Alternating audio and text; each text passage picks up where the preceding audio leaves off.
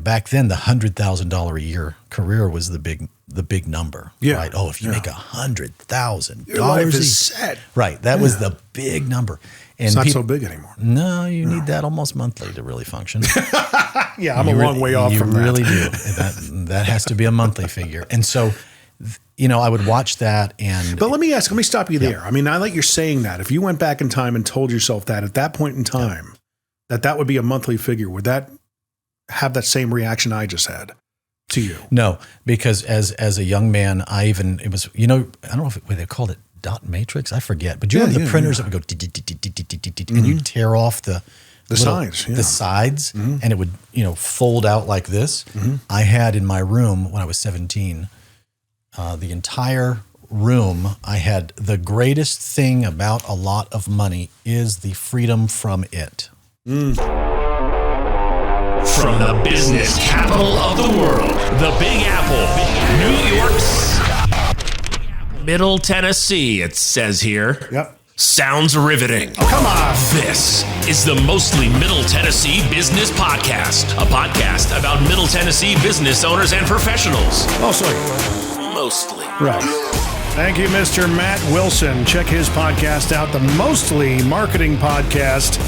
He was so generous and kind to be the voice of the rebranded, formerly known as What's Your Problem podcast.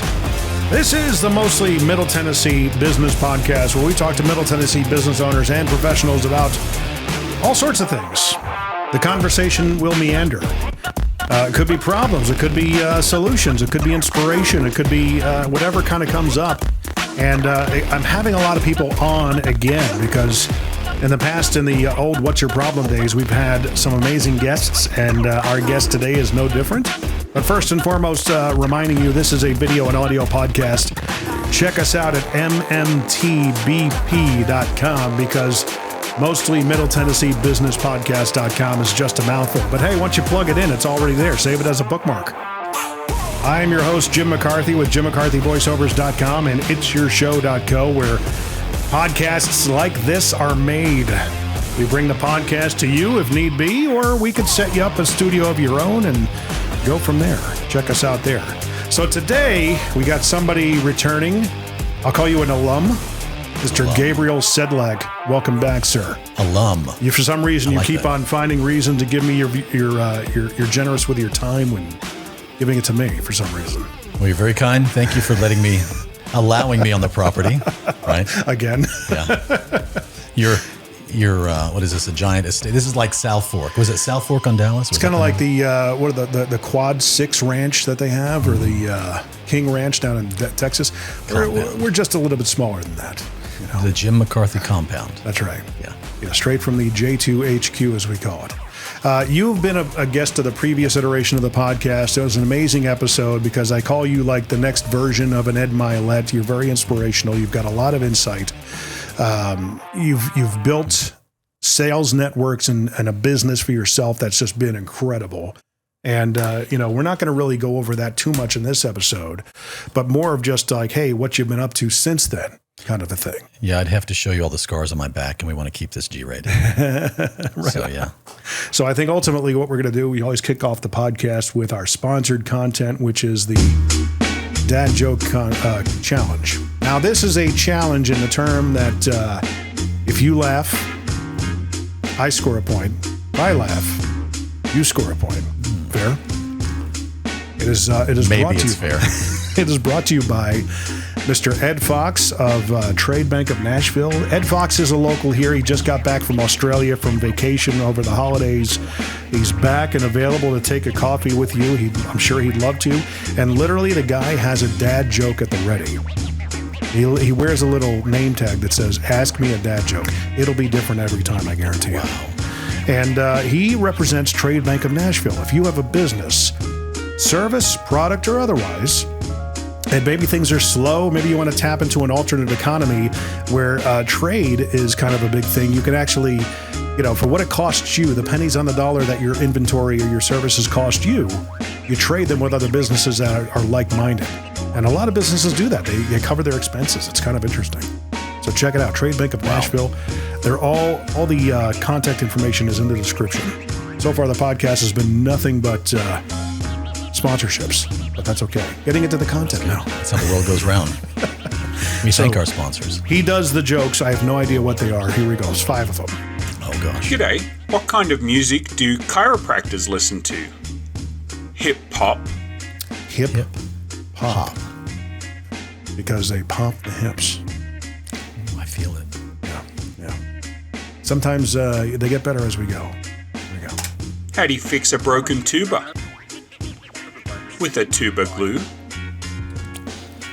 Tube of glue. Do I feel laughter rising? I shall suppress it. You're kind of I shall suppress it. I feel like it's coming I'm up. going to hold it back. Something's coming up. Number 3. You got a How point much 'cause I does a laughed at pirate him. pay for corn? A buccaneer. A buccaneer. A buccaneer. A buck and an ear for an ear of corn. So for 0 for 0. No, I laughed at you. So that Laughed counts. at me. I did. Okay, so I'm going to mark that down. Yeah. So Jim, I got a point. There's 2 fish in the tank. One turns to the other and says, "You man the guns, I'll drive." Because they're in the tank. It took me a minute. Oh man, I laughed. That's a point for you. That took me a second. I had to capture that one. I'm thinking fish tank. Missed it completely. Tank, Yeah. like a armored battalion tank. Yeah. Last joke, I promise. To answer that age-old question, I ordered a chicken and an egg off the internet. I'll let you know. I laughed. That was, that dated me. That was good. That was good. Now we have your boys in here. Which came first? Yeah. Right. Aiden's over here. He's gone, oh, I got it. Yeah. You get it? Yeah. Do you? Look, just making sure. Yes, sir. It's basically the what came first, the chicken or the egg. So there you go. The Trade Bank sponsored Dad Joke Challenge brought to you by Ed Fox. I challenge you to reach out to him. You can find him on Facebook, Instagram. I want to say it's Dad Joke Fox, I want to say, on Instagram. And it's certainly on LinkedIn too. Ed Fox. You can't miss the guy. He's always got like a hat on and like an American flag style shirt because he loves this country. He is a card. He is something else. Do you know who I do? I do. I met him at the event you invited me to. That's right. Yeah, you met him at BI. He's an amazing guy, larger than life. He really is. Yeah. Like he missed his calling as a pitchman. You don't see a lot of people like that when they hit the room, you kind of suck the air out of it because he commands it. He's an amazing guy. A lot of life experience. You can tell. He needs to hear that because he doesn't think he does. No, it's true. I think. It's a fact. Well, you go in. I did a training the other day on this. A video training, right, to about 8,500 people, all at one setting. And I said, in this world, you are either one of two things. You are easily forgettable, or you're impossible to forget. Right. He's the latter. Yeah. Yep. I like the guy. I don't know what that says about me. Right.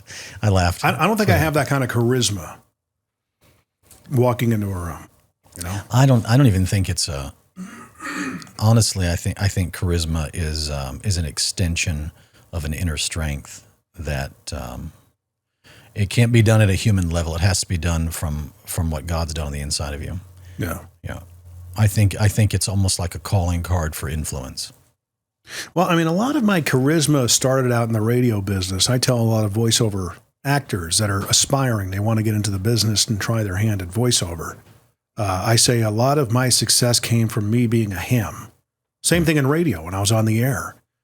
You have to be a ham. You have to go out on that limb and be willing to push yourself. So when I would get my first car dealer spot, I would put myself in that uncomfortable position of, Bruce Bennett Nissan and get the voice going, that affectation of your voice.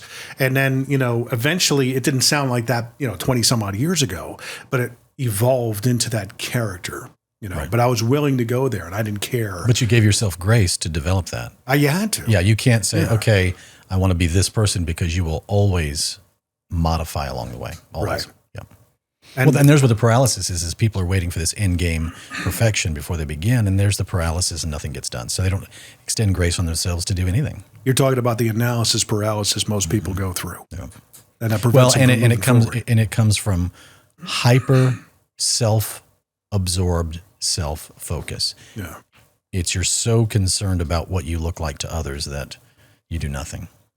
There's another notion to that a former colleague of mine, a man in faith, he passed in early 2022, and he said one time that perfection's not profitable. And I'm like, bam. Couldn't have said it better. Yeah. But God rest his soul. He was one of the most inspiring people I've ever known. He was a godly man in my life that really, every Friday we met with him at a Waffle House and we'd talk about life. And Mitch Comstock, great guy. The best place to meet to talk about life is the Waffle House. Waffle House. Because while you're there, life is happening around you. Isn't that true? It really is. It is. With real people. I think one of the greatest hit books, if there was a bestseller, New York Times bestseller, should be What I Learned at the Waffle House, My 30 Years as a Server, or whatever the title would be. Yeah. And you just tell all the stories. It's shocking what happens at Waffle House. Interesting you say that. There was an idea probably almost 20 years ago. And it was an idea born from the original Wizard of Ads, self-proclaimed Wizard of Ads. His name is Roy H. Williams. And he's got a 21st century business school in Austin called the Wizard Academy. And it's amazing the stuff they teach. It's really cerebral. But he had an idea of everybody, he challenged people to go to a diner at 2:00 in the morning in a bad part of town and just take notes and eavesdrop and listen to the conversations going around you. Brilliant. And he says, you know what? I will make you a published author if you go out and do that and write the story. And he did it. And it's, I actually have the book somewhere. It might actually be up on the shelf, but it's an interesting concept. And what people listened to and regaled as far as stories, what they heard from the staff. I mean, it's almost like a church in and of itself. And heartbreaking at the same time. Yeah, it's a lot of broken people. Yeah, yeah. If you've ever been to a Southern Waffle House, there's a lot of broken people. Yeah. Yeah. So your story began similar to mine, about the same time frame, and you really kind of put your staple on what you've always done with the Rodan and Fields brand. I mean, did it start out with Rodan and Fields and Sedlak at one point, or did it just kind of go from there? Or? Do it. Do it. Let's go there. Let's go there. So just to kind of recap for those who are new to the and this will be helpful to folks if you've hung in there this long. This will be full of edification, life-giving wisdom, and answers. I don't believe it's accidental that anybody is watching this right now, because the smallest little thing in life that you hear can be the arm that shifts that lever of the train tracks and takes you to a completely different place. What a picture. Like that. And hang in there. We've got a lot to talk about. It's going to get deeper than this, I promise. But how did all that experience shape you into what you are today, into who you are today? You mean the home-based business world in general? The network marketing, everything like that. I mean, because you're a dynamo at it. Well, you did very well with it. Well, all through history, let's just get a little background first. Yeah. When the traditional working world, go work for someone, was confronted with empowering an independent consultant that can both sell products and build an organization, and you get a little piece of all the growth, it was literally like you gave a black eye to the biggest bully in the school. Yeah. The business world had a very hard time absorbing it because you know this. As soon as you decentralize the power and you empower the little guy and you invert the triangle, now you are a threat.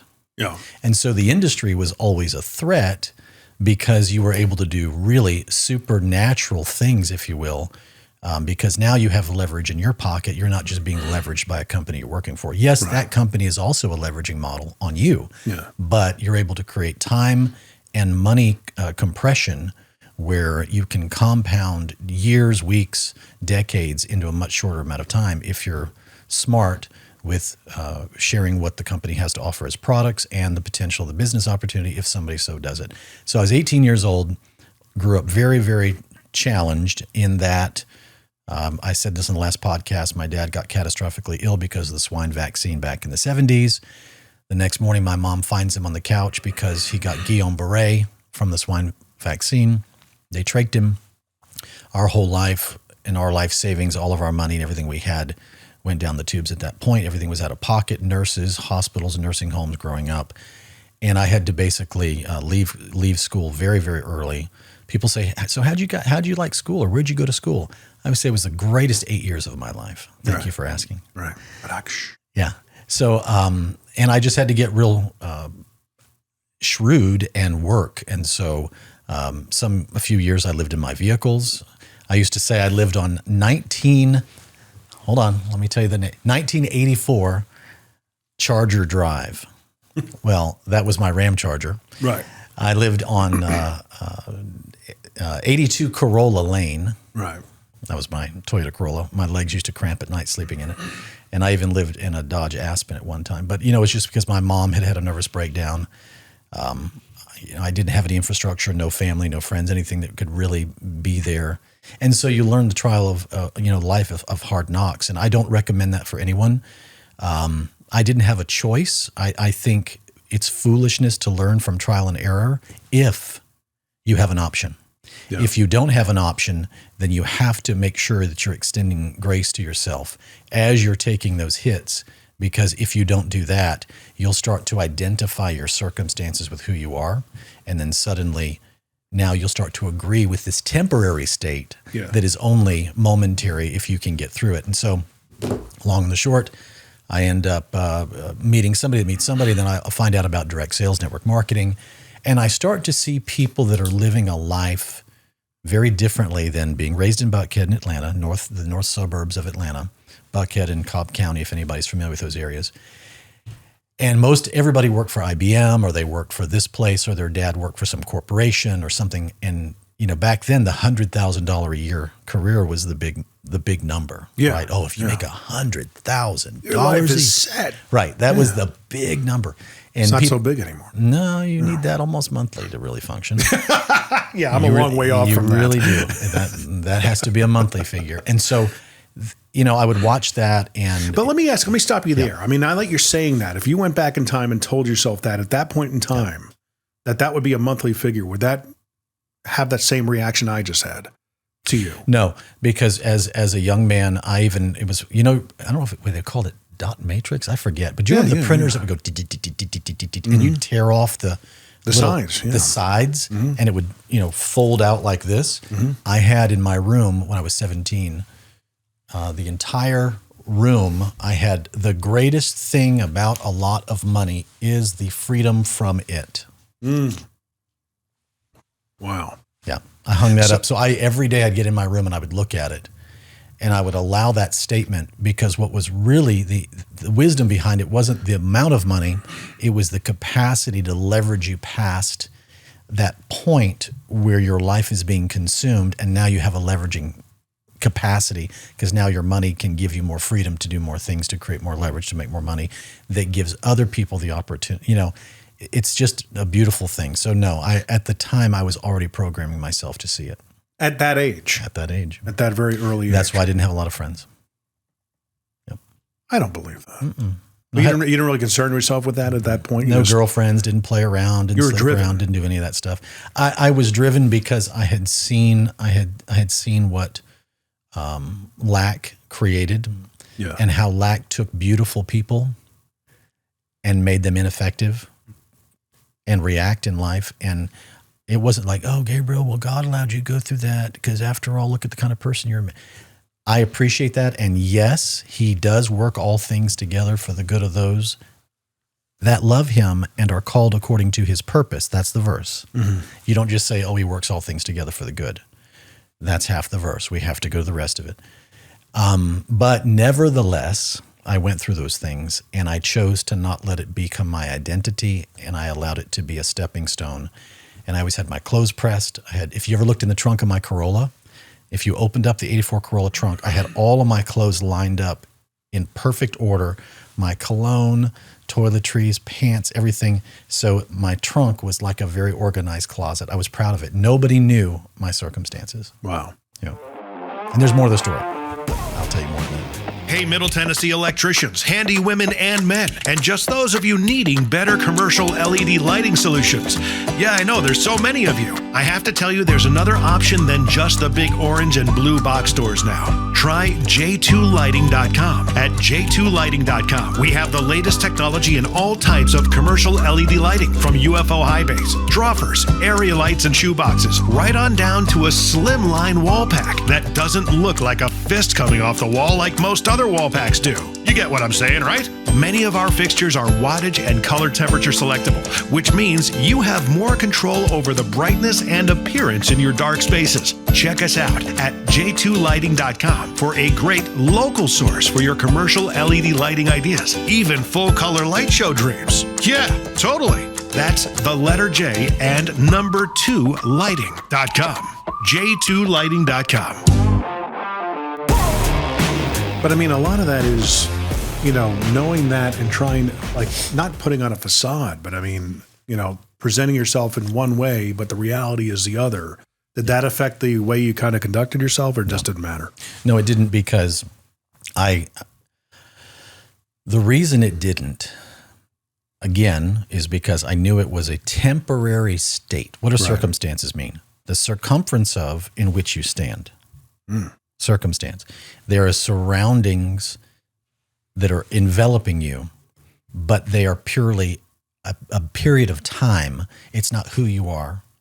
It's not the makeup of your being. And so I thank God, by the grace of God, I saw through it. And so I saw people that just live differently. I remember this one guy, I brought it up on the last thing. His name was Vigilante, was his last name. Good. What a last name, right? Yeah. And he and his wife came into this meeting one time. I had joined this company, this direct sales company. We'd all be at church, and then everybody would talk about it, go to Denny's afterward and talk about these different opportunities that were coming along.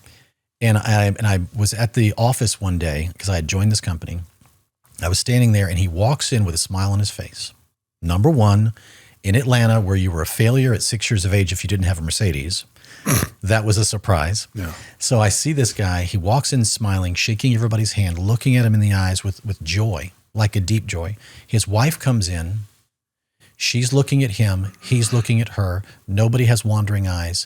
You could see the love they had for each other. Their kids came in. The kids were looking at the parents with honor and respect, and they were all saying, guys, we're going to go to the islands. We're going to be there for a couple weeks, but you can reach us if you need us. We're here for you. Yeah. And I thought, I have not seen that in any of my friends' families. What does he do? And at that point, I just realized they had created a beautiful organization where they made as much in a month as people did in a year. Yeah. And they were able to live freely. And then their life was spent not worrying about the budget. Their life was spent dreaming. Their life was spent encouraging others. Their life was spent making a difference for others and creating an environment in which people could be inspired in, over and above the business itself. It wasn't always about the business. And then I realized there's something to this industry. And so no wonder it was so hated. And there's so much ignorance around it, is because when you can come in, a guy like me, no education, no pedigree, no background, and you can basically create something that defies the top 1% that everybody spends a life pursuing. Yeah. That's not always welcomed because it's seen as suspicious or suspect. It's fought against, and you just have to outlive your critics and turn off the noise. And I was able to, with this latter company and other companies, but create a lot of success. America, as great of an idea as it is, it's certainly created a lot of cynics, because the school system conditions you to be an obedient worker. Of course it does. It's looking for worker bees, right? Right. Correct. And a lot of people, as of late, the entrepreneur mindset has permeated society almost to a ridiculous amount, because everybody now wants to be a coach. Correct. Right. And influencer, thought leader, yep. and life coach. 22-year-old life coaches. Come on. And people take them seriously. So you could sell anything in this country. Well, the school system, was created to create worker bees for the corporations, for the factories. Right. And there was a pecking order. You had executives and then you had worker bees. And the education system was designed for that. It was all designed for labor force and for hands, and now things have changed. But you're right. As of late, okay, let's go ahead and go here. I think that was a door. You cracked the door for this conversation. I'm going to look for a sound of. Yeah, do it. It's Kelsey Grammer falling off of a stage. Ah. Yeah. I don't think I have a door opening. I should probably get that. Yeah. But go ahead. Yeah, add that to it. Yeah. But we do live in a time now where everybody's an entrepreneur, not knowing what the word even means. Or a CEO. Coaches. Everything is a program. Everything is a course. Everything is a mastermind. A funnel. Everything is a funnel. And I understand behind all of that, it's a process of bringing people through. But let's just say I'm not going to make friends on this podcast, but that's fine because I honestly don't care, because I've seen things can be done well or they can be done foolishly. And what you don't want to do is, a good tree doesn't produce bad fruit and a bad tree doesn't produce good fruit, Scripture says, right? Yeah. When you look at the fruit and you see more carnage than you see positives, except for those that are on the top, then there's something wrong with the duplication, because you're supposed to bring somebody through a process and make them better, stronger, faster, more capable than you. But right now we have this idea. Let's say you're going to hire me, right? And you're going to pay me $500. Mm-hmm. Okay, great. So I hand you the materials. We meet for an hour. You're done. But now I say, hey, I'm going to take you into a mastermind. Okay. Now I'm going to take you into high ticket. So I went from 500 to now 2,500 or 5,000 for the mastermind. But now we're going to go high ticket. I'm going to charge you $50,000. I'm going to offer you the exact same information, but all I'm going to do now is bring in these other guys that are going to help drag on this long process through Facebook pages, meeting once a week, accountability groups, working out your avatar for the next 6 weeks. Yeah. And what happens is where I could have walked with you from this room to the other side of the property in 5 minutes or in 5 days, now I'm doing it over a 4-month period, and I'm creating what's called value by stretching the price and stretching the time. That, my friend, is what this town and this country has been baked with. These guys are in every coffee shop, they're in every group, and they're doing everything. And I appreciate that, and I see what they're trying to do, but I'm not a fan because I can see through it. Because at the end of the day, by the time somebody has gone through most of it, not all of it, most of it, they have very little to show for it other than thinking that they need more and more resources. I spent $135,000. I'm not bitter, I promise. I delivered to this. I was bitter for a little while. I spent $135,000 on multiple coaches, and all they did was take me through a process that could have been done in a couple of weeks, through this months-long elongated process where other features were attached to it in order to create value. And it's insulting. And to justify the price. Yeah. Yep. And the blind lead the blind, sadly. And then then those guys break off with their partners and move on to another group, and then these guys move on to another group, and then now there's issues with these guys, and then now they've made bad blood, and then everybody goes off and buys real estate with all of the front end cash that they made. That's the game. It's so funny. And then I laugh only because you're spewing. You are telling the truth. It's everywhere. Yeah. It's utterly amazing. I mean, yep.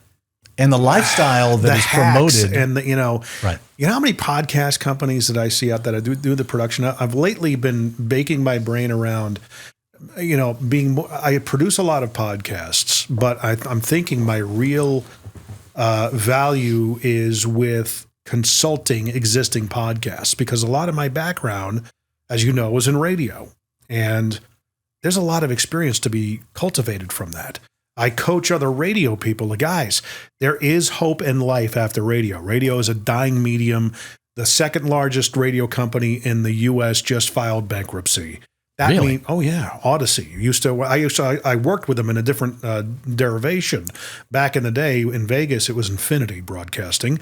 Then they became CBS. They were pretty much CBS all along, but their radio division was Infinity. So they became CBS Radio. CBS was bought by Entercom. Entercom then became Odyssey. Now Odyssey is declaring bankruptcy. The other big one is iHeartMedia. Yep. They were formerly known as. Do you know what they were formerly known? I don't. I just remember Clear Channel. It was Clear Channel. Yeah. And they were the big bad enemy of radio. They were the big bad guy bully of radio that just turned it into a real estate game instead of a public service as it's supposed to be. But getting off of that tangent, there are so many people in radio that could serve the podcasting space with their experience, and they don't. Their mindset is so W-2. Perfect example. And I've called him out several times on this podcast. You know Michael Del Giorno? Okay. You know who he is? I don't. He was on WTN. He was a big personality on WTN, probably the last good personality that they had. I don't care. I'll put it out there. They cut him loose. Through the industry, I've met with him for lunch and stuff like that. He used to be a big customer of Mercedes-Benz when I worked there as well. And I blew him up. Let's get a podcast going. Let's do a podcast. Capitalize on the momentum, okay? Because people they love you. They love what you do. Capitalize on the momentum. Make sure that we make this thing into something that we needed, and get the advertisers on board. You could fund this thing. You can do this. He ended up signing a deal with iHeart. Yeah, because it was the W2, natural. It was a steady paycheck. Correct. That's the security and safety. And it's like, so you just been shown how safe that was. You were cut loose. You were pitched aside and then you went right back to it. Right. Correct. Okay. Why are you going back for more? But I mean, that's the thing is I'm wrapping my head around not a course per se, but more of a consulting kind of role with helping people out with their podcasts. Now, I love courses. Yeah. If they're good. And I love masterminds. And I don't have a problem if somebody wants to pay $50K or $250,000, $250,000. There's a lot of guys that are $250,000 a year for you to be part of their group. Yeah. And you get to brainstorm with their inner circle on an island somewhere, et cetera. I understand that. And that's what they do. I don't have a problem with any of it. Right. I don't have a problem with any of it. And what I have a problem with is creating an illusion of value by stretching it out. And at the end of it, somebody is only left with an option. Gosh, I learned a lot, but I'm still missing so much. Now I need to pay more money to go deeper into another level of mastermind or whatever. Right. So it's like the mirage. The farther you go down the road, the more you keep seeing it, but you never get to it. And this is the problem. It just creates this whole labyrinth of endless pathways and endless things that you need to do. And again, I didn't start off the conversation talking about my background, direct sales. I was just an average guy that found leverage, and I'm not pitching that at all. It just worked for me. I didn't have any options. I think I fell into that industry because I didn't have any options, and it just made sense and served people well. But my heart was always ministry. My heart was always seeing people set free or seeing people be able to have money and time serve them. ... What was most important, so that when money and time served them, they had leverage. They weren't just being leveraged. And it wasn't about paycheck to paycheck. It was about the capacity to actually make a difference. And I was, called names by the best for doing it. But anybody that breaks through the sound barrier is always ridiculed. Again, doesn't matter what you do, you can't do it right. I don't have a problem with any of the things we just talked about, but I have a problem with it being an abused system. Just like the direct sales world, there's a lot of clowns in it, a lot of clowns in every realm. Right. So what you have to do is let your light so shine so that when men look at your deeds, the fruit, they see what you do, that they glorify God because of your example. Let your light so shine. You want it to be if whatever realm you're in, just do it with integrity. Be abundant. Don't always hold people behind a door telling them to pay you more money to let them get closer to you. Yeah. Don't manipulate with the silver tongue. And, I get this all the time. Gabriel, give me your elevator pitch. No. Right. First of all, you're not going to pitch somebody your business in an elevator in 30 seconds. Right. Second of all, Gabriel, give me the 5 top ways to handle objections. No. What would you say to somebody like this if you were trying to get them to close the deal? No. Well, if somebody says no, then you could spin them through all of these sales tactics in order to get them to do this and this and this. No. Let your yes be yes. Let your no be no. Anything else is of the evil one. I don't have time for it. I just want to be forthright. Here's what we do. Here's what we offer. There may be a level of interest. If there's an interest, where would that be? And I'll plug you in accordingly. Why can't we have honest conversations? Why can't we? We can. That's the whole point. Why can't all of this stuff just be forthright, to the point, clear, and nothing hidden behind closed doors? No games being played. Well, that's the thing is I think a lot of people are starting to be very aware of that. They are. I think that there's a peek behind the curtain that's happening when it comes my to shirt goes flat. Sorry, I don't want yeah, to. I'm looking at myself, and I don't want to have a. I look sloppy on camera and stuff like that. And I'm flattening down my There we go. cuffs and stuff. You look fantastic, dude. Thank you. I just didn't want support my coffee on my stomach. And you see it all over LinkedIn as well. There are a lot of like big influencer thought leader types on LinkedIn that to me, their content is kind of like, yeah, and duh, and maybe it's just my cynicism. I've been so exposed to it over the years that it's inherent. And my, 48 years of life kind of comes into play. My New England, New York type of background comes into play where, similar to you, where it's like, you feel everybody's BS meter is highly tuned these days. Yeah. All right. And a lot of people that are out there promoting stuff that they shouldn't be talking about. Okay. A local coach here talking about, I'm going to teach you to become a person of interest. Then you better be a person of interest. You better be. Coaches that coach coaches, coaching coaches to coach coaches. Okay. Right. In this situation on LinkedIn the other day, and I've actually I talked about this tactic this morning. This one particular person, and I'm sure, anybody that, if you talk about them or if you push back in the comments, it only helps the algorithm and helps them get more exposure. Criticism is a good thing in the social media algorithm, correct. Any dialogue actually benefits. So they don't care what they say, because if they say, like, I'm going to say something super controversial only because I know that I'm going to play the system and get the whole world to go, and then drive it through the roof. Have you heard of Andy Elliott? Does that ring a bell? You've heard of him, Aiden, right? He's a bald guy, and he calls people out in seminars. Yeah. I have his book. Yeah. Okay. I got his book because I get everybody's stuff because I want to see where they're coming from. Right. Yeah. You're not basically flying his flag or anything like that. No, it's I purely get it because it's neutral for me, and I use it as a resource to understand what their angle is. You know what? I appreciate the grind and I appreciate the drive, but I don't appreciate the spin. Everybody's always, the whole industry is spinning. There's an agenda. And that's what he's doing, in my opinion, is using the Howard Stern effect to a T. Okay. If you watch Private Parts from 1996, there's a part of the movie where Howard goes to Washington and starts becoming who he is, that avatar that we all know him.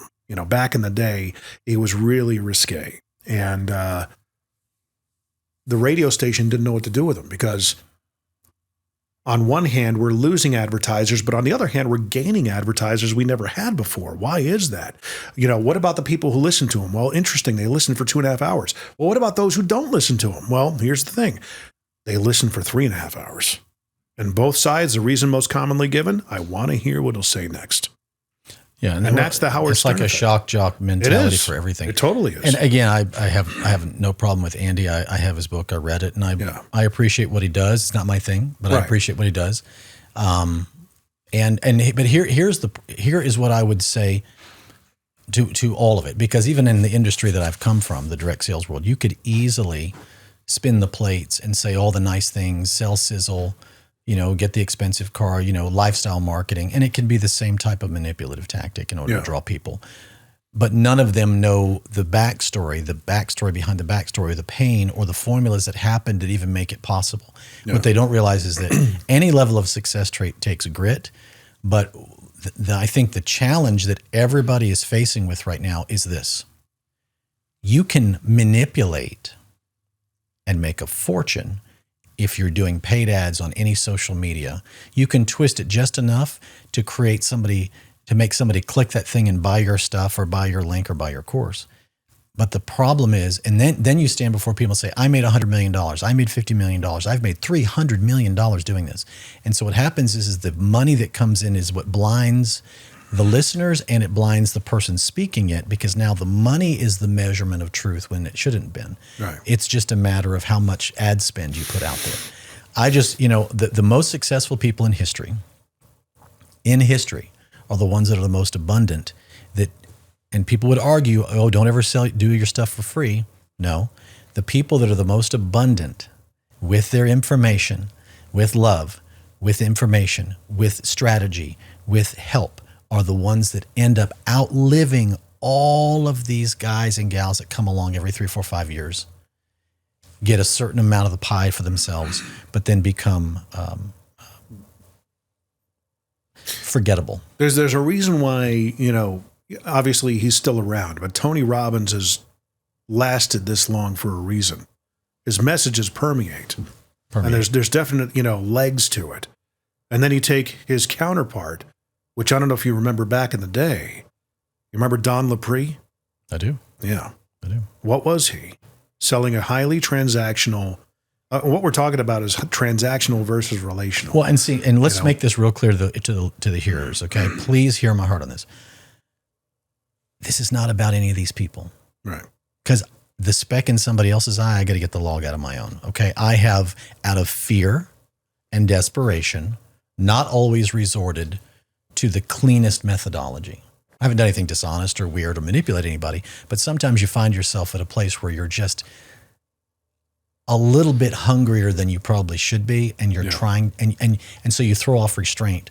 And Tony Robbins, he networks with everybody. Of course, you cross-pollinate audiences, and of course, he's using ClickFunnels, and of course, he's using all these different things to funnel people through, and that's fantastic.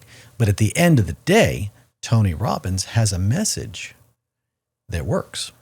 He does. And it's a relational And he's approach. been around the block. The proof is in the pudding. If he quit all advertising, he didn't network with any of the other influencers, and he purely did just weekend classes there in Palm Beach, he could consistently do it for the rest of his life. And be fine. And the thing is that a lot of people need to acknowledge, there's an old saying that you need to acknowledge the fact that when you achieve something notable in life, you're still standing on the shoulders of giants. Always. And he is the OG. You are the culmination of, and who was his mentor?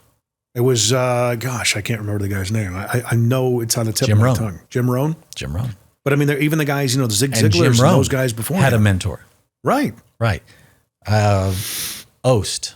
His name was Oast. I forget. Those guys never got to rock star level. No. But they certainly poured the foundations of what Tony was able to put the framing of the house on. People can charge whatever they want for whatever service. I just want people to walk with integrity, and because we live. And here's why the reason I'm talking about all of us rising up is because the world is dead. Here's what's happening, Jim. Yeah.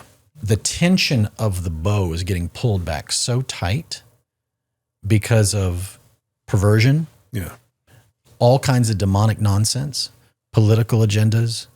The Hollywood world is a complete reprobate mess. The sales world, the business world has become manipulative at best. People are like, for God's sakes, can you just talk truth, honestly, openly, and free? And now you're finding everything is tactical. Everything is a spin. And I honestly think that people are longing. One thing that you'll find is if you're just forthright, honest, open, and abundant, and quit making people come behind trap doors and have to pay bigger chunks of money just to talk to you a little bit more, or stretching out stuff to build value, you'll have a fan base that'll follow you across the earth. Here's the thing, though, to your point, they're kind of doing that. Now they are. You see the Andy Elliott's out there, basically bold face going out and saying, here's how to manipulate the customer. Here's how to close them. Here's how to not, let them walk when they have to, quote, think about it. Well, the book was all about keeping people into the car deals. Right. I got the book and I thought, I didn't know what the book was about. But they're being completely transparent now. I can say anybody who's trying to buy a car or trying to, learn the sales game, if they're buying a car, they could see the tactics. Well, 100% of everything that was in that book, I wouldn't do any of it. Right. He can do what he wants, but I wouldn't do any of it. But he's what we're talking about here is he's doing exactly that. By virtue of us even talking about him, the algorithms are going to pick up on it, and he's going to get credit. He's going to get glory, so to speak. The one I was bringing up before, and this is kind of a thing that's been going around. And again, really this is annoys me. I almost feel like my face is getting redder, folks. Are you getting mad? No, I just watch the short-lived fruit of all of the tactical stuff. Yeah, is so temporary. I hurt for people that feel like they have to resort, whoever it is, even in my own times of desperation. Yeah. It just doesn't work. You think you're gaining from it, but you're really not. Because you might temporarily, but long term you don't. There's big prices to pay. When you have a transactional mindset, and the difference, like in radio, when I worked in radio, there were transactional ads and there were relational ads. Mm-hmm. Okay, for a certain kind of business. For example, Price's Collision back in the day, they ran relational advertising. It was all about the jingle, which was an earworm. And I worked for Bobby for a season. And I told him, I said, your jingle is Mambo number 5. He goes, you're the first person to pick up on that. I said, really? He goes, we made it different enough that we wouldn't get, in a legal mess. And we had a musicologist actually break it down and reconstruct it so we could make it our jingle. And it worked. He ran the crap out of that thing and built a heck of a business. But it wasn't saying, hey, come by the shop and get 15% off or 30% off. It was relational top of mind advertising for when you got into an accident. Oh my gosh, who am I going to call? And are they going to steer me towards a collision shop of their choice because it's my insurance company? And he was basically fighting the insurance company saying, no, we're on your side. You can't be steered to a collision shop. We can be your collision shop. Now, the other side of that is the 1-800-mattress. Leave off the last S for savings. The same thing as what we're talking about is happening still. Or I'm going to raise the price in order to reduce the price, right, and then call it a discount. Or there's no relationship guys, building there. All of the stuff that I'm going to give you now, if you click on this one more part of the funnel, is basically $9,700 worth of stuff. Right. And everybody else paid that for it, but you are going to pay $49. Right. Listen, okay, so you're telling me it's really worth $49. Here's where I'm at. Here's where I'm at with it. Here's the price. Yeah. If it's a fit, great. We are actually told that that's not enough. Right. You want to buy X, it costs this. We're told it's not. We're told that that's not enough. You have to play this game. Tip of the spear. And it's just unfortunate. We have most sales is purely, completely manipulation, and I just want no part of it. Even in our own industry, I've seen it. I think my heart's grieved just because of how easy it is to fall into. It's very easy for human beings to fall prey and to do this stuff themselves. We can talk about it, but how quickly could you get there if you don't renew your mind and just reject it? Right. And the bottom line is, let me just talk to you guys. If you have a business, I don't care if you are a coach. I don't care what you do. I don't care if you have courses. Quit if you are manipulating, spinning the plates, doing the high to low adjust, but wait, there's more, all the games. I understand it'll hit your cart, and I understand that you're going to get more in your accounts, but at the end of the day, it's not honest tactics. At the end of the day, you won't last. You'll make some money now, but it won't last. And you will constantly have to figure out a way to spin the plates more and more advanced until eventually you can't even have a conversation with somebody that's forthright, clear, and clear-eyed and clear-minded, because every single bit of your vocabulary becomes manipulative and spinning. And this is the stuff you have to resist. If something costs $25, let it be $25. If somebody wants a mastermind, they charge you $50,000 for it. Fine, $50,000 for it. But let's not add anything to that. Right. If you're willing to pay it, they're willing to charge it. Great. But let's not spin it, because this town, not just this town, is Nashville is an interesting town for this stuff. Yeah. I mean, it's a very bro fraternity mindset. Mm-hmm. The whole entrepreneur, like bropreneur is a term. Maybe I came up with it. You did. But that's a thing.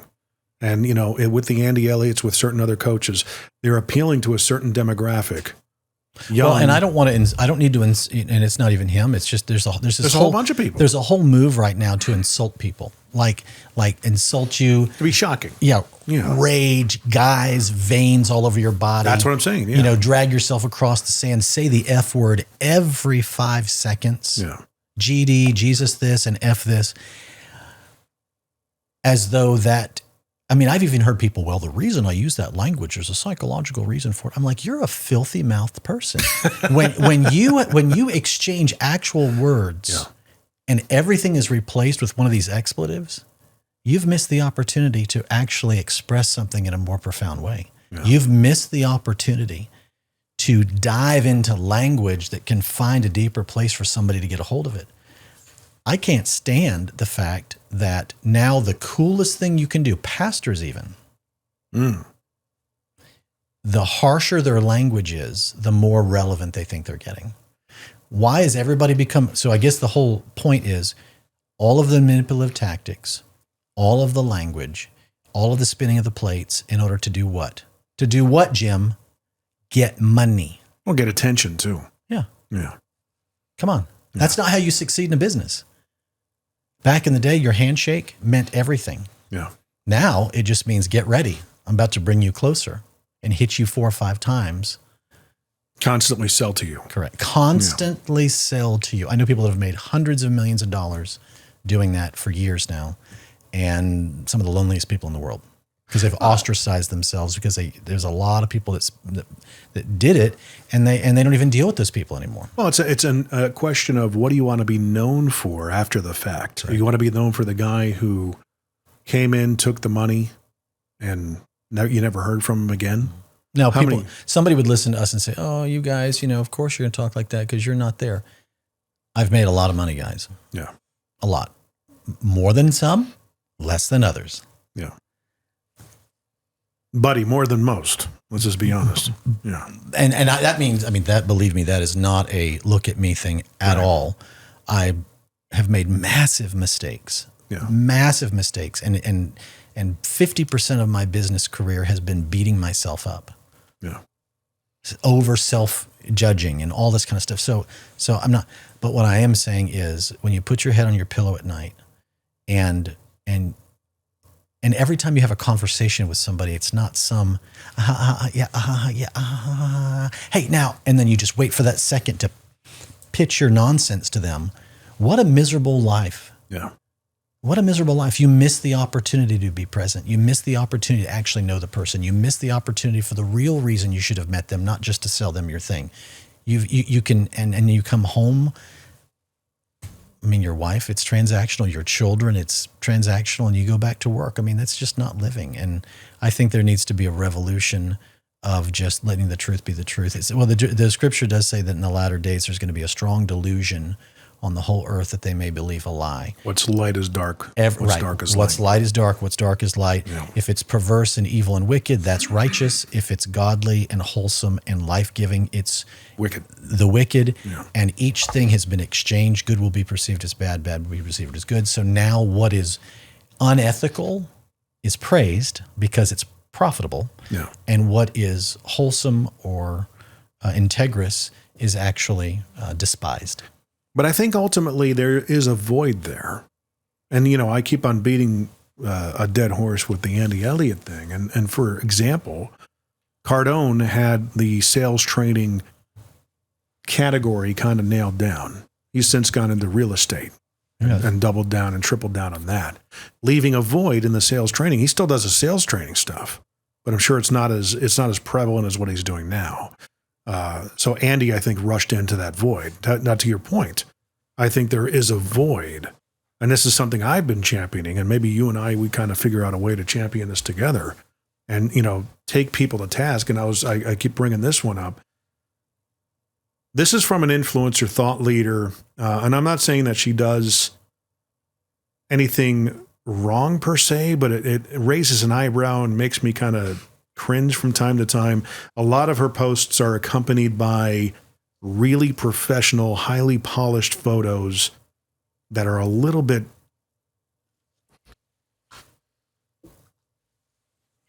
plastic. They're not really authentic. They're not taken off the cuff. She'll be reading a book on a park bench and, it's perfectly posed. The lighting's just right, all that stuff. Well, we live in an Insta world. Right.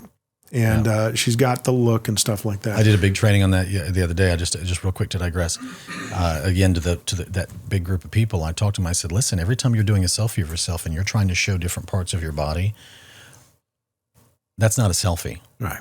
And if you're wondering, that's manipulation. And it's not integrous. It's not classy. And God forbid, I mean, if my wife was sitting there trying to take selfies of herself, but she was making sure that she was hitting the angles to do all the different stuff. The guy's the same thing. I mean, how many tight muscle, how many groin shots, how many tight muscle shots, how many upper body shots do we need to see from guys and girls? It's very unfortunate that is, and you'll look at videos. You can see two videos. They could be the exact same video, titled the exact same. One can have somebody a little bit suggestive. Mm-hmm. One could just be somebody clean cut and sharp. 18 million views, 100,000 views. Yeah. Raw humanity at that point. Raw humanity. Yeah. Lust of the flesh, lust of the eyes, pride of life. I don't want anything. If it means you get less for the sake of keeping your head on your pillow at night at peace, you don't do the first one. Right. No matter what. But go ahead. So she basically the other day put up a post that said, "This post will trigger some and I'm not apologizing for it." Right. You lay the groundwork. Right. Right. Every day I receive comments and DMs asking me to share other people's posts on my feed. Here's the truth. And as she goes through her story, she talks about every single post talks about her being fired at 43. I had no idea what was going to do. With an industry non-compete, I had to start over, blah, blah, blah. But since then, I've done all these amazing things, talked on stage, became a TEDx speaker. Basically, I won't ask you for a free car or a free insurance or free CRM. Please stop asking me for free access to my company that I've built over the last 5 years. Now, I get the gist of what she's saying. Okay. Now click here to go to join my mastermind. Well, that's, does anyone else get asked for free product or services on the regular too? She does do a lot of that. And a lot of the and I don't need to know who it is, and there's no sense. No, that's fine. But basically classic stuff. Yeah. This was one of two posts that I saw on LinkedIn recently that, I pushed back on them. It's a reverse engineering. Yeah. Yeah. And it's not like an honest post. And you have a lot of the people that are, I call them bootlickers. Because she's got a high profile. They want to be seen in the comments as, championing them and they tag her in the comments. And all of a sudden they're getting adulation and recognition. And they're not saying anything. They're just saying, great post. And that's it. That's about the gist of what they mostly say. So I come at it with, I'm going to pull it up here. On the other one was similar. It was a voiceover person who I spent, X amount of years building my business. How dare you reach out to me and want to pick my brain? Because I never had to do that. I had to work the hard way and blah, blah. If you want to pick my brain, click here and you can join my my insider group for $29.95. Normally $49.95. Yeah. So meaning $4,995. To my point, what I'm saying here is I commented like this. I said, I can't blame them for asking. I wouldn't be surprised if you did when you were coming up. Correct. We forget whence we came. And I said, I'll play devil's advocate. What might someone have to do for you to share their content? Which is the real question trying to be asked. Right. Like, so how would I get a hold of you since you can't talk to me? Right. But the thing is that, think about what you're signaling here. Correct. Your legacy means don't ask me for any help. That's essentially what people remember. Right. Yeah. That's what you're essentially saying. Yeah. And she said, Jim McCarthy, I share things and promote things for my good friends, but they never ask me to do it. They just let me know what's happening. And if I think there's a benefit for my community, I share it. I share things for brand partnerships they pay my bills and allow me to do the work I do. I share the things to promote my speaking clients and my podcast guests too. What do you share things for? And I said, I share if the post has true and somewhat original value. And I said, you've sent a signal with this post, as I'm sure you know. Quote, don't ask me to share stuff, is that signal. I worked in the car business and I've dealt with people who wanted champagne on a beer budget. Quote, when you can't make a sale, make a friend, was the notion that was taught to me. And it's like, and I said, what are you so afraid of if you just take the time, if it's something that somebody reaches? I know I get if people just glom on and they're not bringing any value to you, but what you're really saying is that I don't want to help you. One of my good friends, he plays for Jason Aldean. He's a drummer. His name is Rich Redmond. Mm-hmm. To this day, despite all of his success that he's had, will still take a coffee meeting with somebody new to town. That is the point. Now, you can't do that with everybody because you have to have boundaries. Of course you have a family and all this stuff. There's a way to be tactful about it. But you don't sit there and say, you will stand behind that wall, don't Right. cross that line. I need my bodyguards here. And if I go to any kind of big business strategy or any kind of a business meeting, doesn't matter what it is, most of the time, everybody's trying to figure out a way to spin the plates in order to get the eyeballs of people. And then no matter what the people say in their dialogue through shock or through reverse engineered posts or whatever, then they want to bring them deeper in order to charge more and then eventually shove them into a funnel to get them to pay high ticket. Right. Why has everything become that, Jim? This is the whole conversation I'm having with you. And we think that this works. It does for a short season. It is like cannibals. Yeah. It is like pirates. See, first of all, pirates, remember this, pirates always band together to get the gold. They band together to get the gold. Pirates do. But once they get the gold, they kill each other to get the gold. Right. There is a piranha-like mentality. There's a cannibalisticness of it. And when now, rather than being forthright, honest, clear, here it is, and just letting your yes be yes and your no be no, and making it very clear and integrous, we have now succumbed to an entire business industry, from the biggest corporations in the world to the ones that are just starting up down the street here. Everybody is succumbing to these type of tactics now. Yeah. The whole world is becoming manipulative. Right. Well, there is, whenever you get a tide of zig, the good news is that it's easier to zag. Case in point, Jack FM. When the entire radio world was zigging and making people believe that requests were taken seriously in a programming world. Like you actually mattered. Right. Correct. That's all the people want, is to know they matter. Charge what you want, do what you want, but at least don't make me feel like I don't matter. But Jack came out of the box zagging while all the radio stations were zigging. Okay, so they came out and said, no, we don't take requests. We're playing what we want. And that was the success of the brand because it was fun. The personality of the brand just said it like it was. It was admitting a truth and being candorous about the reality of the radio business. No, we don't take requests. Well, we actually have a file cabinet shaped like a garbage can that your requests go into. It was that blatant, and it was a success because it was different enough. You see what I'm saying?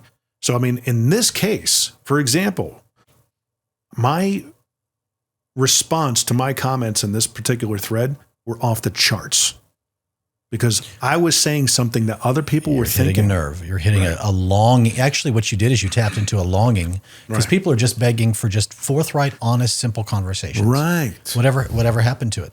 Right. I've heard people say, okay, you piece of trash, you blankety so-and-so, blanky so-and-so, you piece of garbage. Do you think your wife wants to see that every day, you piece of and so these are the men meetings. I've seen a whole, because there's a big rise of men meetings where you get all these guys, you put them all in black shirts, and there's like 50 different groups that do it. You take them, they all go to these places, and I understand that it helps some people, it saves marriages, and I have thank God for that. Right. But nothing but profanity, nothing but strenuous insults, nothing but the F language, nothing but sexual innuendo and connotations, and everything having some little thing talking about your libido and giving your spouse this, that, or the other. Why has stuff become that? That's the new thing. No. Jim, people are so long. I tell you what, if you just do what you say, I had a man tell me this years ago. A lot of my conversation right now is because I've come to the end of myself at a whole new level. Yeah. And I just want to be better than I've ever been. And any hair, any vapor of tactical anything or manipulative anything or anything that would not be just yes or no, I want it so removed from my life I can't stand it. So I see it everywhere now. Yeah. And I've been also affected by it. I've spent a whole lot of money thinking I needed answers going down all of these things. And I did it for a few year period of time, and it only created more frustration. But a man told me this years ago, he said, Gabriel, if you just be on time, do what you say you're going to do, say this is the price of it or this is the price of it. You anticipate need before you're asked. You actually look at someone in the eye, shake their hand, and keep your word. You'll bypass 99.9% of the planet. Yeah. He says you could be a fool, not even really know anything, and you're still going to bypass everybody else because you're so different than the masses that succumb to all the stuff that we're talking about. Yeah. I mean, the car business taught me a lot. because I became the guy on Facebook. Whenever somebody needed a car, my name would come up on the local pages. Because you didn't play games. No, because I learned how to shoot straight and be able to lay my head on the pillow at night integrously and still be able to be an effective salesman. Now, that was more in line when I sold Mercedes because it was a true gentleman's floor. There was we really did shoot straight with people. Most definitely. And the other dealership that I worked for, it was a little bit of games because you had 5 other dealerships to contend with. We still shot as straight as we possibly could.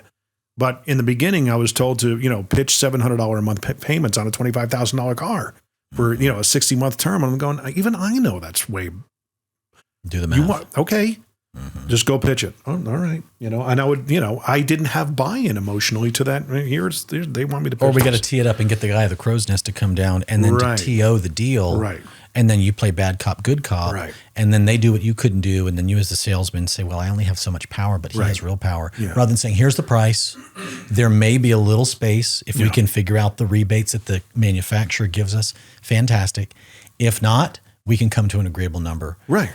And shut up. Yeah. And just do it. This other stuff is, in my opinion, it can't work wicked. Anymore because there's too much research. There's too much. Everybody comes to the table very prepared. And basically, a lot of the things that the customer would try and throw at you. Well, what's the finance rate? It's what my conditional response to that would be, well, it depends on your credit. If you want to pull a fill out a credit app and pull a credit report right now, I can get you a better idea of what rate will be. Yeah, but you guys mark it up, and I would say, yeah, we do. And it's like the wind would come out of their sails. Mm-hmm. I would admit it.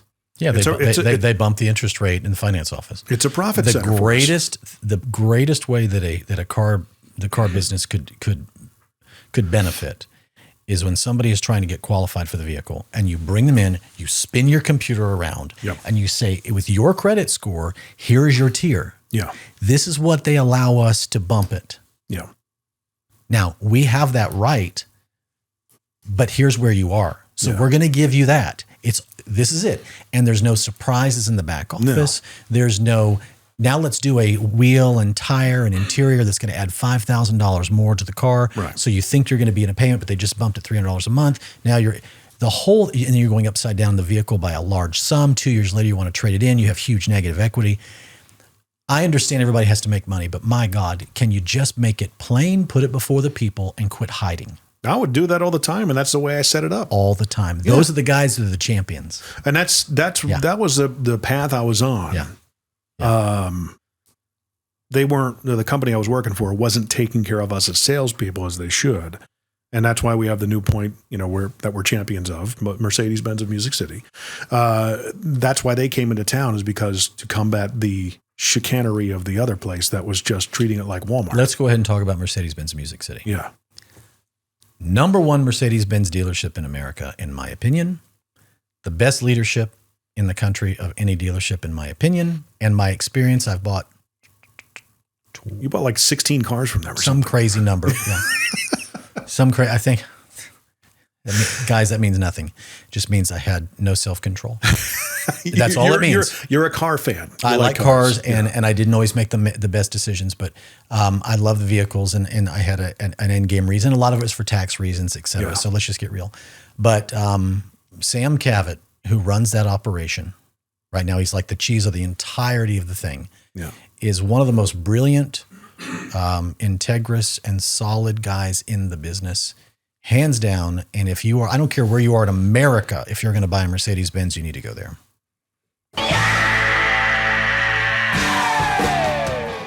That's my CSI sting. Hey, I say that because they have become friends. They really have. I mean, I've known them since 2017, and the whole company is like that. Actually, I have put very long comments to Mercedes-Benz corporate. Yeah. And I said, I don't know what kind of operation you guys play across America.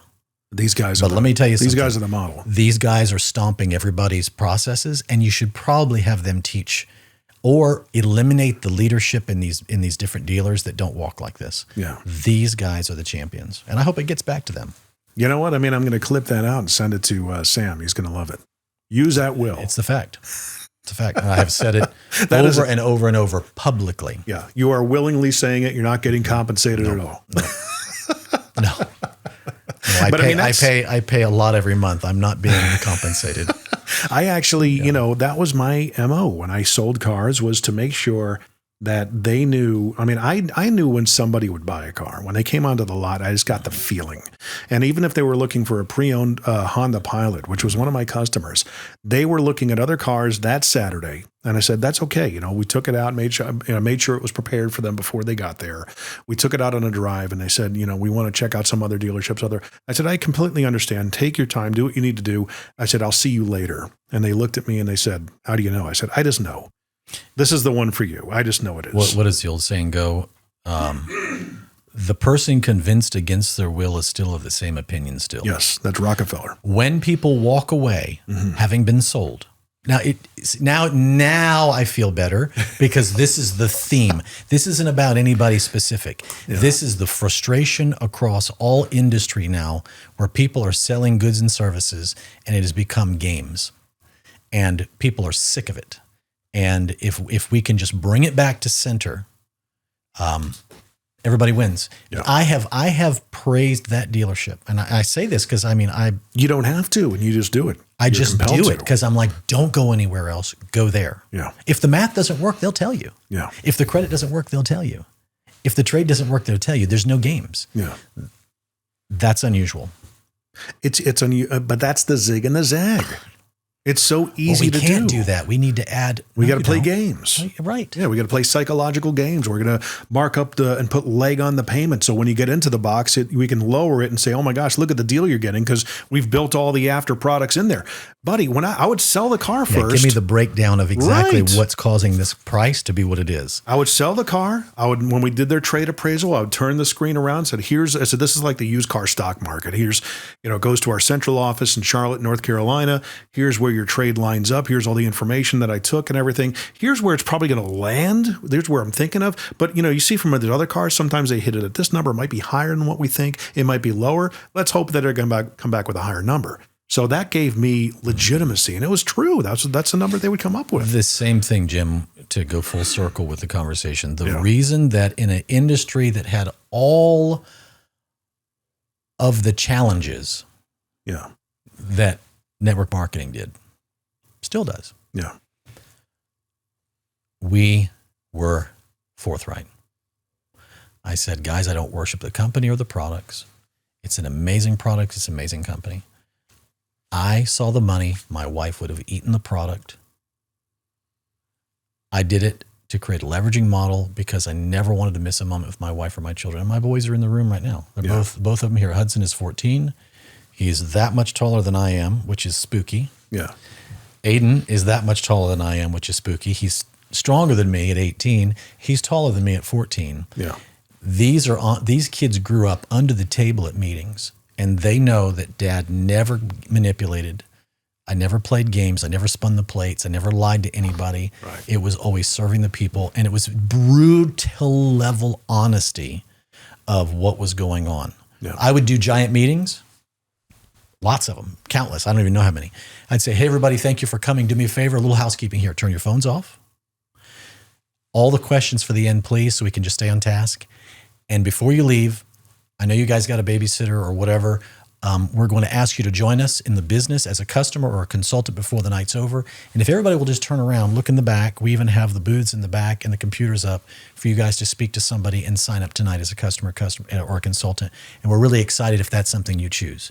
Now, before we get going, let me tell you why I'm standing here and my story. And people would message me or meet me afterward and go, what kind of a freak are you? Why would you just say, no, you're supposed to wind up the whole meeting and then build value and then build value and spend 10 minutes talking about the products and 45 minutes talking about price value. Yeah. Garbage. Yeah.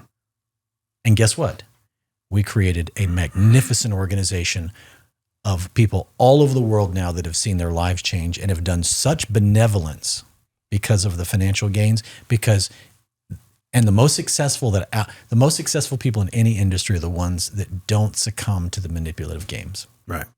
Just love people, be honest. If it's a fit, it's a fit. If it's not, it's not. And there it is. Here's the price. It's the relational approach. There are times I've had meetings with people that, big meetings. They wanted to join. It was a big thing. Or they were going to be a customer, consultant, whatever. And I'm like, guys, we are not going to talk about business right now. You're not here for this right now. And I knew that God had me at that moment. And I mean that. That's not language, folks. Mm-hmm. That's real. The Holy Spirit pressed upon my heart. You are not here to talk about the business. These people are this far from falling off a cliff. Or their life needs this or this, or here's something real specific. And you would sit there and love on the people and minister to them. And if they never joined, which many of them never did, didn't matter. Because it wasn't why I was in front of them. Who cares if you get the sale if you miss the person? Who cares? Yeah. People say, that's not true. It's all about the money. You're a clown. And your money will testify against you one day. That's what's terrible. The things you have. I'm dropping a CSI sting on that. The money you have and the things you have will stand one day all along the sides of you and mock you and say, look what you gave up.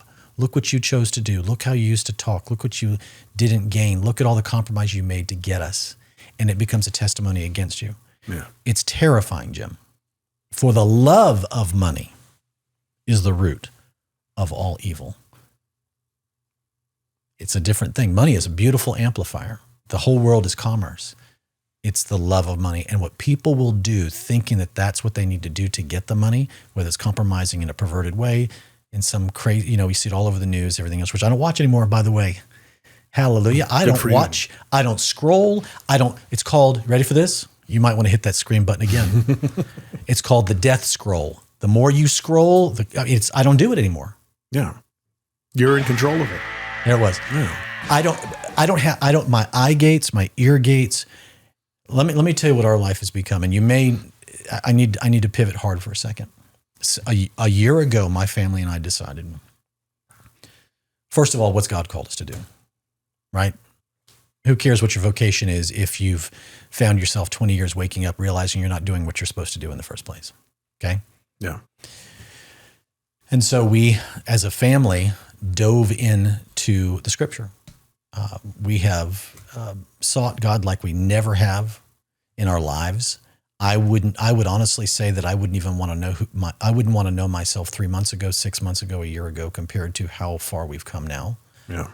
Every day we're in the Word. I get up early, and this is not like play my fiddle and look at me. I had to get to a place where I knew the answer, but I couldn't keep saying I was too busy. I let seeking God, reading, getting in the Word, and become the first fruits. We literally have almost like a revelation now, it seems as though, where we're honoring God with our first fruits of our income, with our time, with our week, with our day, our family. We're all in agreement. And there's been such peace. There's been such clarity. There's been such freedom from the angst and the anxiety of the world. And you just see through stuff for what it is. Because why? If you seek first the kingdom of God and his righteousness, all these other things will be added unto you. And what the lie is that we chase all the other things and seek God last. Yeah.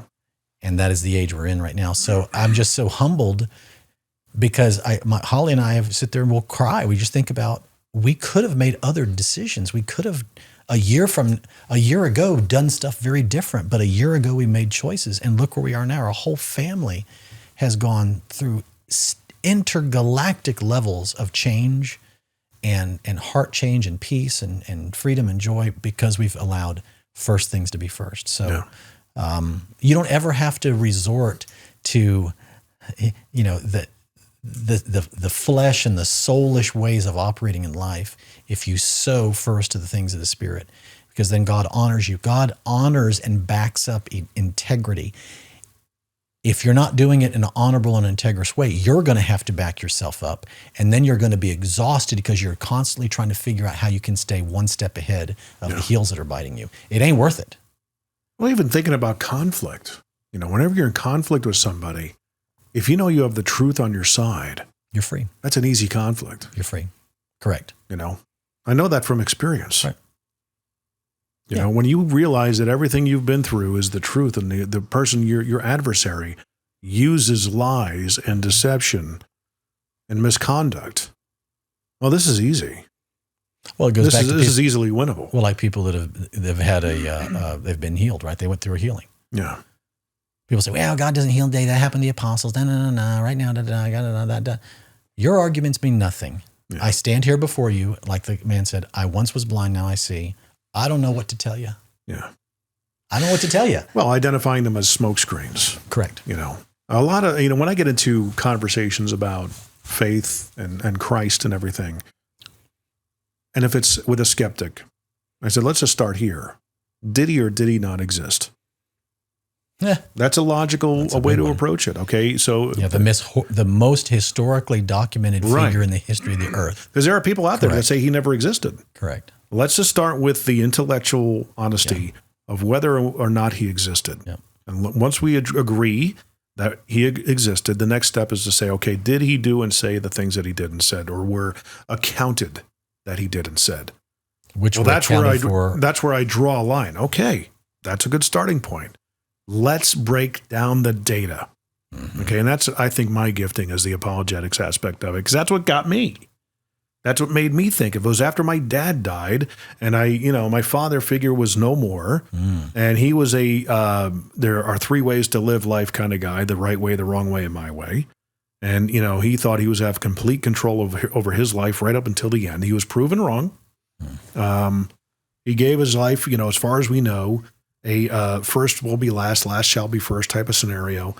The story's on YouTube. My brother does a beautiful job laying it out. I'll send it to you. I'll link it in the description. But he basically, at the end, had a come to Jesus moment. He apologized to my brother for the way, I'm sorry I made you make the decisions in your life that you made. I realize now I should have let you rely on your talents and your skills. And, if you wanted to pursue music, I should have let you do that. But I was of the generation that go to college, get a good degree, get a good job. I didn't want to have you try and live this risky dream without something to fall back on. He was very regretful about that. My brother always, to this day, he'll tell me, he says, I still hear Dad's voice in my head saying, but you need something to fall back on. He's in his 50s. There was a whole generation that spoke like that. Oh, totally. We were part of that. Mm-hmm. Okay. Why don't you need something to fall back on? You need something. If you don't go to college, you're going to be a loser. That was impressed upon me, if not told to me, in my high school years. I'm not kidding. Oh, you were ridiculed if you thought otherwise. Yeah. Yeah. Yeah. College is a path. There's no other way. So where are you going to college? I'm not. Yeah.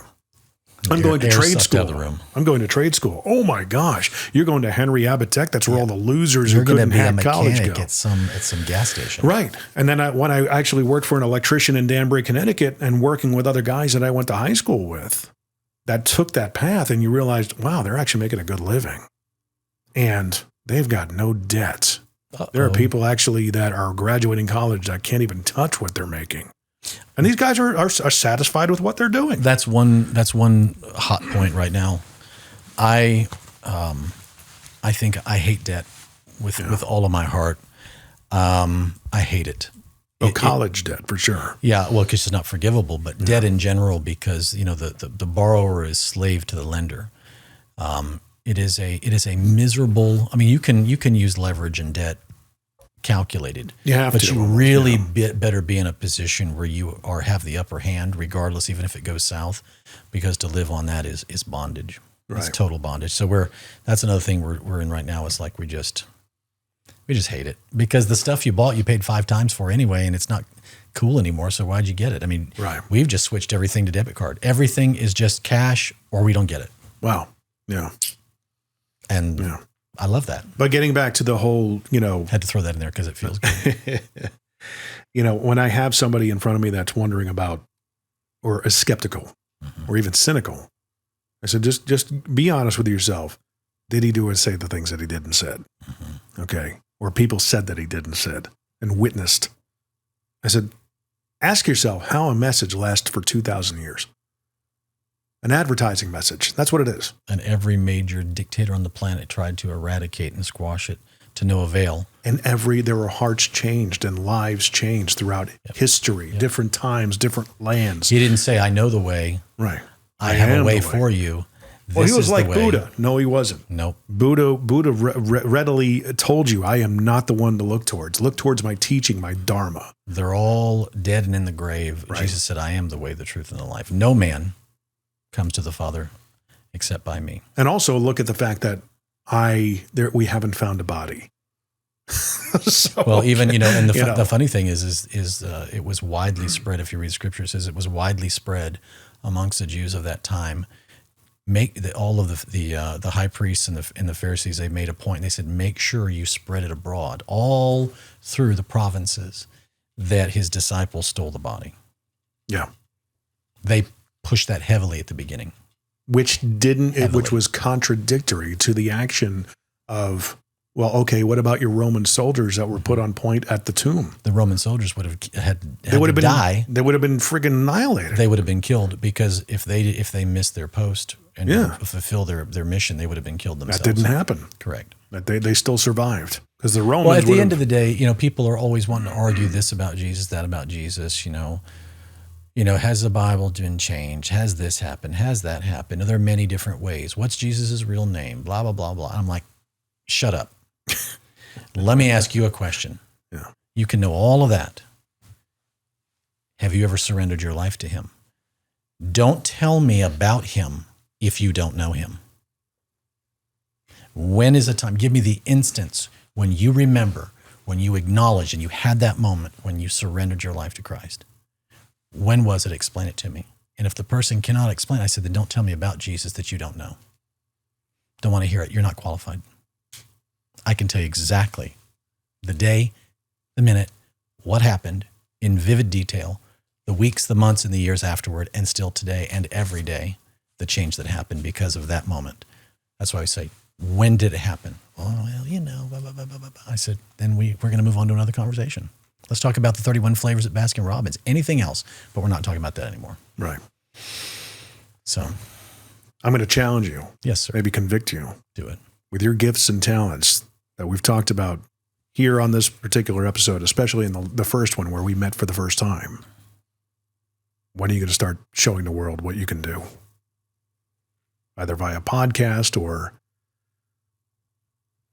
I like that. Reels or something like that, short form content. I think that my boys are nodding there. You have a lot to say to the world. You are similar to my business partner. I call him the reluctant social entrepreneur, because he just, and it's like your gifts and talents the world needs to hear, especially with that void of authenticity when that needs to be heard in influential people. And you, my friend, are an influential person, whether you know it or not. I know you do. The answer is yes and now. Okay. And the answer is no excuses. And the answer is anything that may have been my reasoning up to this point, over preparation, let me get this stuff together, let me get that. It means nothing. It goes back to this, one of the most powerful moments of my life. I was in church service one day, and the pastor had spoken. This was in Florida. He was preaching.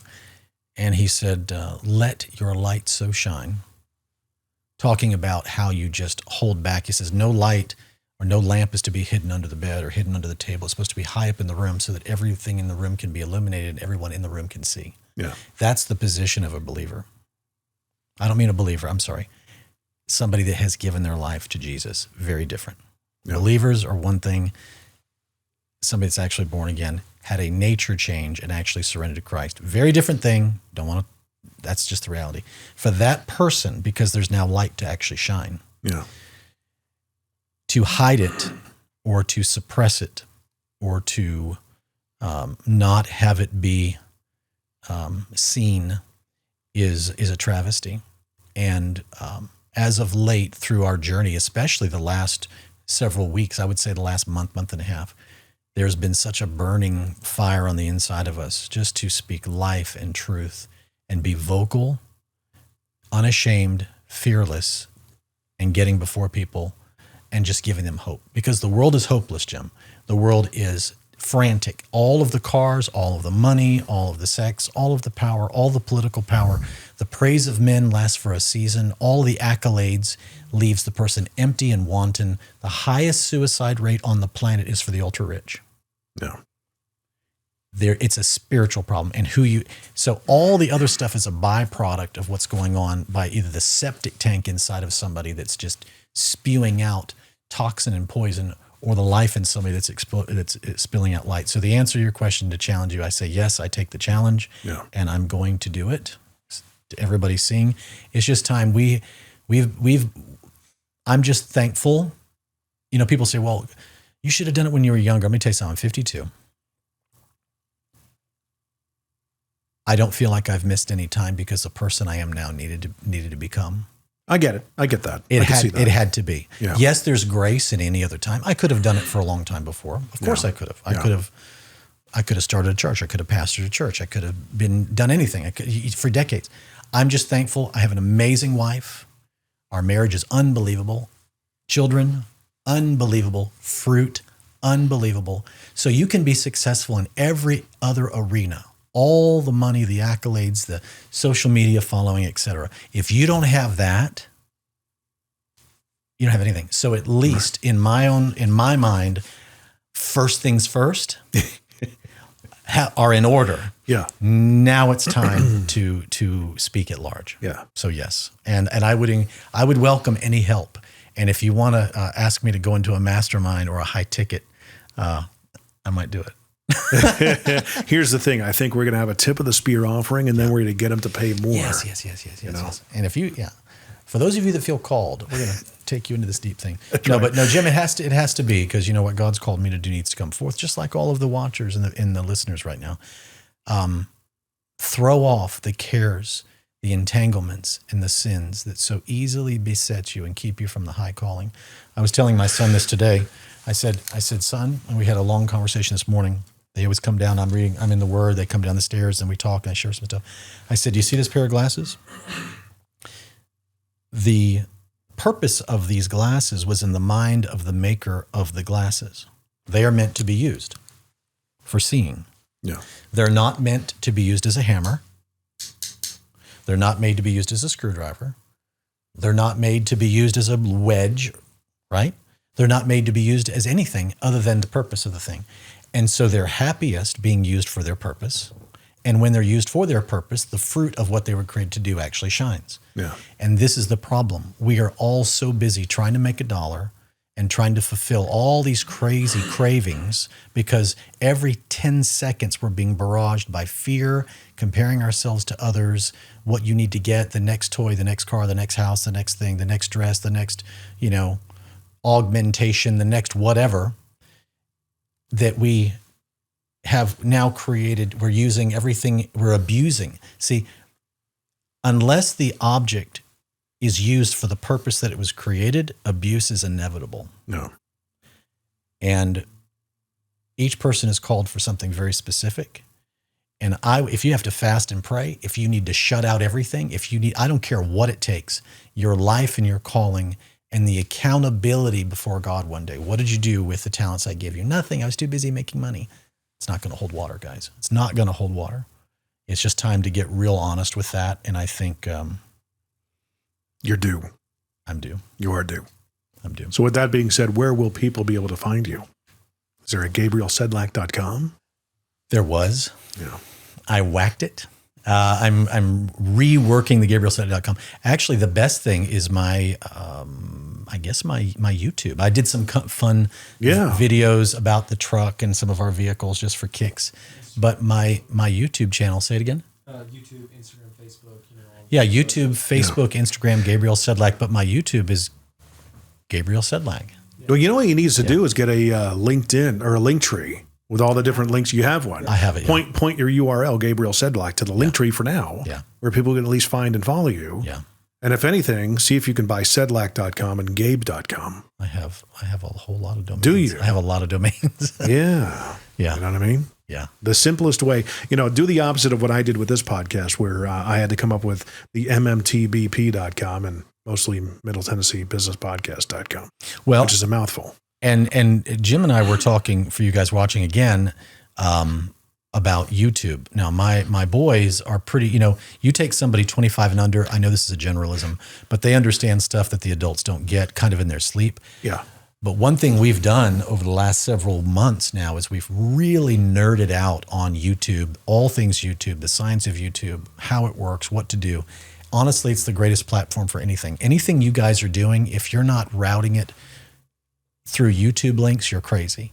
All marketing, everything needs to run through YouTube because that is how the world sees you. Everything else is very, very limited.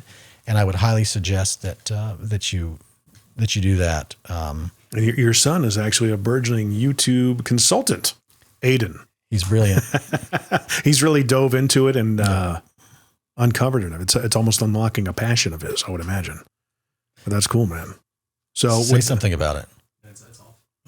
Yeah, I'll pop it up. Hold on, here, grab your mic. I can't get you on camera, but people can hear you. Or you can lean over here if they want to see. No, it's fine. Okay. No, yeah, I do. I'm a kind of a YouTube nerd, and we've just the last month or so really dove into like his YouTube channel and done it as professionally as we can do it, and it's really taken off. And we've done more in the last month or so than we have in 12 years on his YouTube channel. Yeah. We've seen more numbers, more fruit, more gains, more watchers, more views, more subscribers, more everything in a few weeks than we've seen in 12 years. So I got to pick your brain on that. The world is waiting to hear your message, guys. All of you have a message, and don't hide it under the table. Let your light so shine. So that story real quick. So I'm in church. He says, let your light so shine. And when he said let, he stopped, and he would just he said let, and he would say it again. He would just pray a few minutes, and he said let. Anyway, this is what God does. He takes a word. He takes it from a word. He makes it rhema. It hit my spirit. It exploded on the inside of me. It hit me. I saw it for what it was, and that's hard to explain unless you understand what I'm talking about, and some of you do. The revelation of let hit me hard. That was the beginning of my entire life changing, and a whole lot of other things happened because of it. It's amazing how God can take anything, and once he breathes on it, it has life. He can take anything that is average and make it supernatural. Any of you that feel limited or unskilled, or that you don't have enough, or that you don't have the skills or the talents to be or do what you need to do, surrender yourselves long enough and let God breathe on it. Resurrect those things that really bring fulfillment in your lives, and then let your light so shine. You'll create a magnificent legacy for your children. I wish I had it. Anyway, I digress. I'll bring that. There is a minister that had 1,394 of his descendants were researched. Yeah. Almost 100% of them were world changers. Yeah. Because he submitted himself. Talk about legacy. Mm-hmm. That's what matters. It totally matters. Who cares if you have the big house in the neighborhood? You can tell everybody where you live, what street you have, and every time you come in the driveway, there's a new car. How are people going to remember you? You know what? Surely the praise of man lasts but for a season. Surely you've received your reward already. The same people that said, Hosanna, Hosanna, Hosanna, a couple weeks later were saying, crucify, crucify. So if you're trying to please people, folks, that's the wrong place you should be getting your praise from. You better have your Father pleased with you, not people. Boom. Well, with that being said, we're going to wrap it up. You can check everything out with Gabriel Sedlak at probably currently GabrielSedlak.com. We're going to make sure it's pointed to the right place for the time being, I would imagine. It's dead. It's in holding. It's in holding. Yeah, I'm resurrecting my website, but if you go to Gabriel Sedlak on my YouTube or on any of the socials. And again, I came here, and I mean this honestly, I came here, I said, Jim, I could talk about anything today for me, but how can I serve you? Guys, please do me a favor, all of you, in the comments or wherever this thing is posted, say shared, write shared in the comments, shared on YouTube, write shared. Take this, whether it's this one or another one, share Jim's podcast with the world. Let's all rally around the man that serves all of us so selflessly, and take him through the stratosphere by promoting this man. The world needs to hear what he has to say. He's got a lot more than you might expect. Like and subscribe. Like and subscribe. And don't forget to click the notification bell. You know, and at that, I'll just say, just go to MMTBP.com and we'll call it a show, because you ramped it down for me. There you go. Thanks for being on. Blessings, everybody. Thank you, Jim.